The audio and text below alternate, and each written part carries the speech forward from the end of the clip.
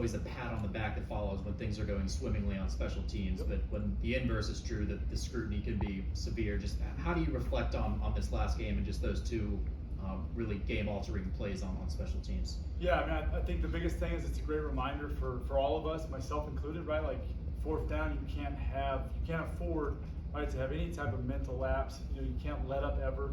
You know, like we talk about dominating fourth down, which that's what we've done. But you know, unfortunately, there's two situations, right, that you know negatively impacted the game.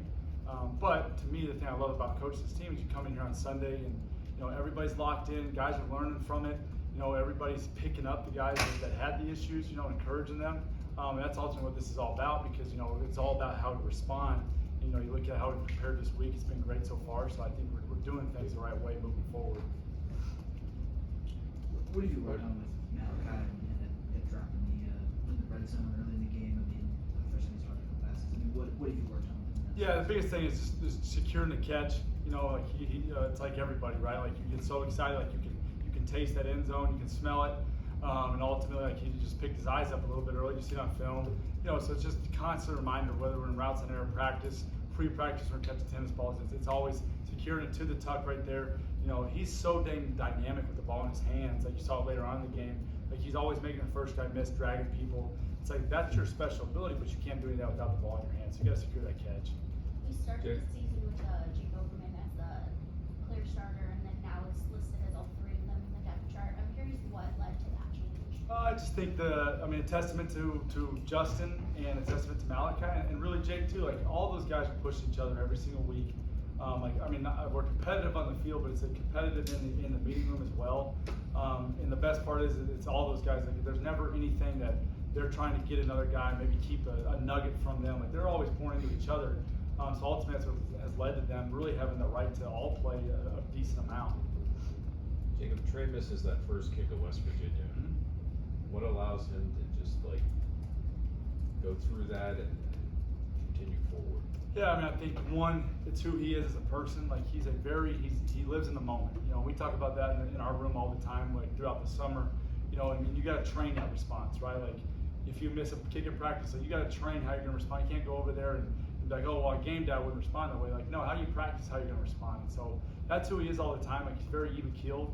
And what a great job by him responding in a hostile environment, in a big game with must-need field goals too, right? And so, you know, I think it's just who he is, and we do a good job as a specialist group. Those older guys, you know, like Caleb Junko's obviously been through a lot in his career, so he's able to help him.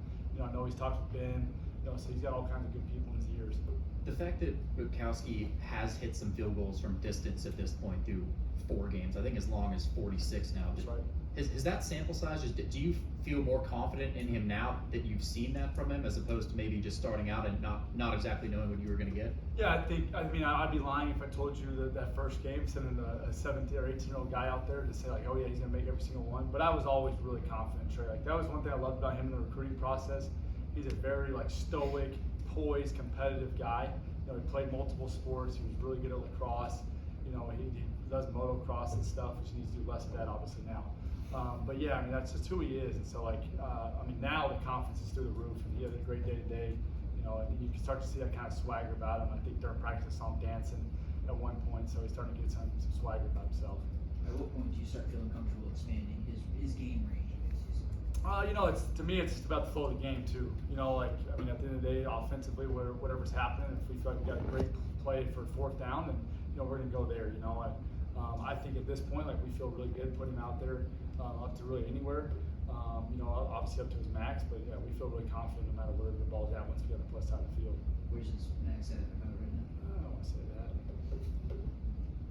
In those situations, like those, you know, 4th-down situations where decisions have to be made, it's all happening really quick.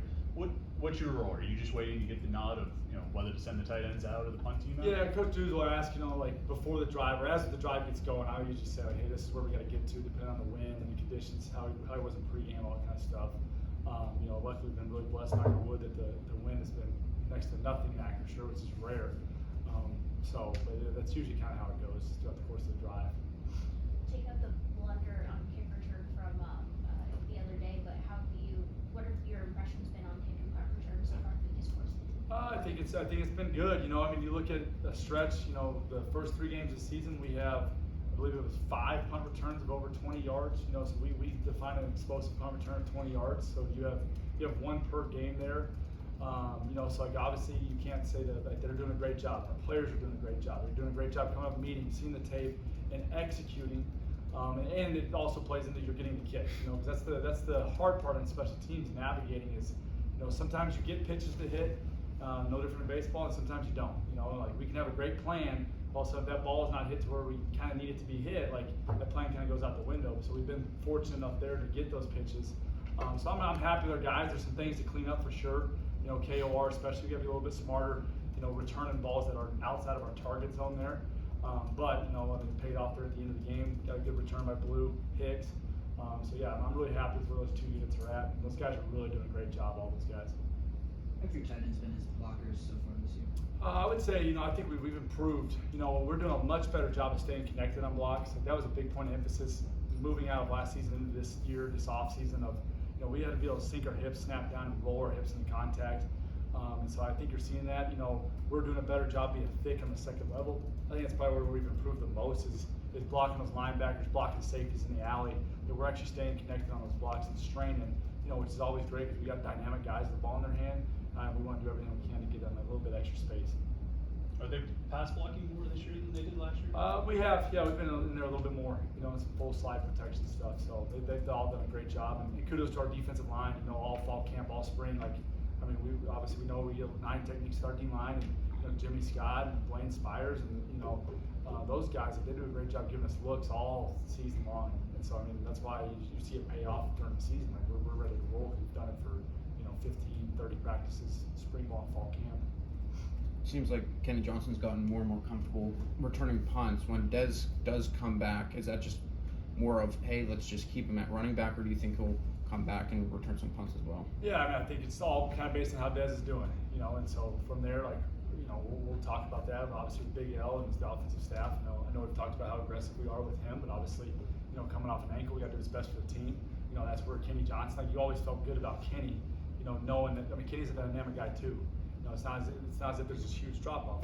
Kenny's a dynamic guy, and Kenny does a great job of fielding punts too that are out of that target range. So I mean, I'm happy with both of them, and I think ultimately we're blessed to have 2 guys that you feel like can take it the distance anytime they're back there. Last year, Eli did throw a touchdown to a tight end, and already through this year, I want to say it's 3 or 4. It's 3. Is it 3? And so what's that been like for you, seeing them get more in the mix, get those touchdowns? I mean, anytime as a coach, you get to see your guys, you know, perform, you know, as hard as they work and the amount of time that we spend together. I mean, it's euphoric, you know. I mean, it's like, you know, seeing Josh Alton score a touchdown, like you know, almost makes you cry a little bit, you know, just because he's a special dude. And same thing with Malachi, he's worked so dang hard. So we get to see him do that. And the next one up is Jake Elderman. We kind of got a joke in the room that he's the last one to get in. You know, Max got tackled on the 2-yard line, so he's allergic to the end zone right now. So Max got to get that cleaned up. But no, I mean, it's awesome to see for those guys because of the work that they put in the run game and everything, you know, get rewarded. In terms of hang time, distance, everything under the sun when it comes to punting, just how would you assess Junko so far this season? Yeah, I mean, I think he had a great stretch, you know, and I know even, you know, I think last game it was a little bit of a down performance for him. He would say that same thing too. You know, I think the biggest thing this year is his kick locations have been great. I mean, he's been painting sidelines, like everything's been outside the numbers. Now this last game, he left a couple towards the middle of the field, so he's got to clean that up. But I think he's improved a ton there. Because last season, like you look at his spray charts and stuff, it's close to the hash. That's what led to us having such a high return percentage last year.